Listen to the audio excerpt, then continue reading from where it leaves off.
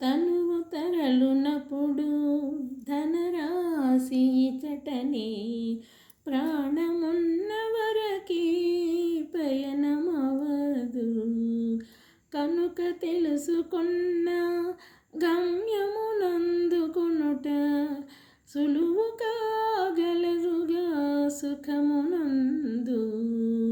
తనువు తరలునప్పుడు ధనరాశి ఇచటనే జీవి కర్మ ఫలము జీవమున్నయపుడే మరణమపుడు తెలివి మాయకము. మరల పుట్టినప్పుడు మరి ఒక దేహము కలుగు జరుగునిదియే ఖచ్చితము. తనువు తరలునప్పుడు ధనరాశి ఇచటనే ప్రాణ సమములంటూ పరుగులు పెట్టకు. బతుకు విలువ తెలుపు పరిధి తెలుసుకొనుము.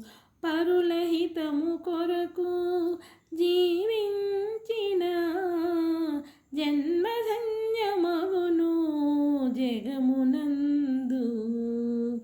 పరుల సొమ్ము కొరకు పాట్లు పడెదవేళ పాప పంకిలము పంచుకొనకు.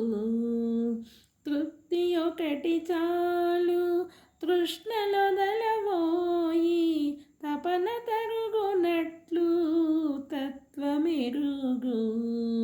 తనువు తరలునప్పుడు ధనరాశి ఇచటనే దాచియున్న ధనము దక్కు వేరొకరికి బాకి తీరినంత బతుకు ముగియు. ధర్మ మార్గమందు